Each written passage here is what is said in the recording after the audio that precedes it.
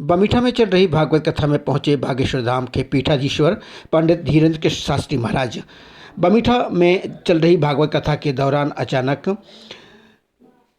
बागेश्वर धाम के प्रमुख एवं पीठाधीश्वर पंडित धीरेन्द्र के शास्त्री जी महाराज का आगमन हुआ।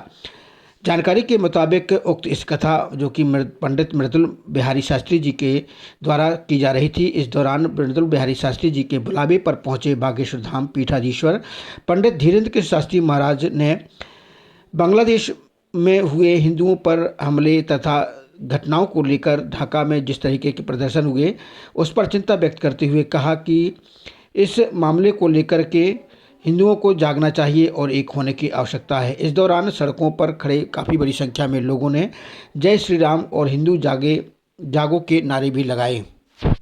देश में हिंदू एक हो गए। हमने वीडियो से कहा था और भगवान ने कृपा कर दी, बांग्लादेश के ढाका शहर में हिंदू एक हो गए और उन्होंने सड़कों पर जय श्री राम के नारे लगाए। इससे पता लग रहा है हिंदू जाग रहा है, और विचित्र बात यह है पिटकर जाग रहा है, लेकिन जाग रहा है, ये खुशखबरी है। तो ऐसे ही आप सब मुस्कुराते रहो, फिर कभी समय मिलेगा हम बमीठा में कथा सुनाएंगे और धर्म विरोधियों की ठटरी बारेंगे।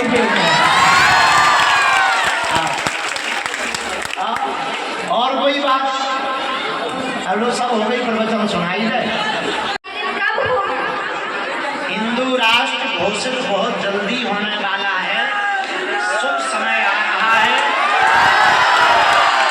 उसके लिए आपकी जैसी बेटियां जिस दिन रानी लक्ष्मीबाई जैसा रौद्र रूप रखेंगी और आपकी जैसी बेटियां जब हिंदू राष्ट्र की मांग करेंगी तो बहुत ही जल्दी यह भारत हिंदू राष्ट्र घोषित होकर के रहेगा।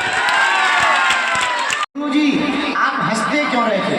सच बताएं, हमें मुस्कुराहट अगर किसी ने सिखाई तो वो हमारी माता जी है। जब हम बच्चे थे घर में कुछ खाने को नहीं रहता था, तब हमारी माता जी बोलती थी, बढ़िया तिलक लगा देती थी हमारे माताएं। अब आजकल का तो हमें पता नहीं है क्या है, पहले के ज़माने में माताएं कम ही करती थी, काजल लगाती थी, तिलक लगाती थी अपने हाथ से। हमें याद है हमारा तिलक लगाती हमारी माँ ने कहा था, बेटा तुम घर से बाहर निकला करो और मुस्कुरा कर निकला करो, किसी को ये पता ना लगे कि अपन गरीब हैं या अपन ने कुछ खाया। बड़े बड़े उपद्रव आ जाते, देसी विदेशी, विदेशन में भी फंस गई। हनुमान जी की ऐसी लीला, हमें माता जी के बात याद आ जाते, हनुमान जी का नाम लेते हम हंस देते, संकट भी मुस्कुरा कर भाग जाता है। इसलिए जितनी भी माता जी हमें बैठी हैं, एक बात बिल्कुल गंभीरता से सुन लें, आप पढ़ी लिखी हो ये महत्वपूर्ण नहीं है, बच्चे जरूर पढ़े लिखे होने चाहिए। और बेटा बेटी थोड़े ही बड़े हो गए, हिंदी पढ़ने लगे, उन्हें रामायण दे दो। शाम को 5 दोहा रामचरितमानस के पढ़ाओ। हम अपनी निजी बात बता रहे माता जी हो, कोई वेद पुराण की नहीं। स्कूल तो हम कम जाते थे, पर अगर कोई हमसे प्रमाण मांगे तो हम दिखा सकते हैं। 12वीं में हनुमान जी की कृपा से हमने 74% बनाया। लोगों को ताली बजवावे हमने बताई, हमें ताली बजवाने से बताया। कारण सुनो, पूछो कैसे? अब पढ़ाई तो हमारी स्कूल के पीछे होती, पर उसमें सर्वोत्तम उपाय ये था, हम प्रतिदिन माता जी की आज्ञा से 5-5 दोहा रामचरितमानस के पढ़ा करते। उस रामायण का कमाल, हमको प्रश्नों के उत्तर स्वतः ही रामचरितमानस से मिल जाते थे और हम प्रत्येक प्रश्न का उत्तर लिख करके आ जाते थे। ये गुरु की कृपा। तो जितनी भी माता जी हमें, हमारे बमीठा के जितने भी अभिभावक प्रियजन खड़े हैं, महाराज जी की कथा तो सुन ही रहे। बुरा ना मानना, बालक को पढ़ाओगे नहीं तो वो नाम रोशन नहीं करेगा, कमाई तो बाद में कर लेगा, पहले उसे पढ़ाओ, शिक्षा दो। सबसे पहले शिक्षा।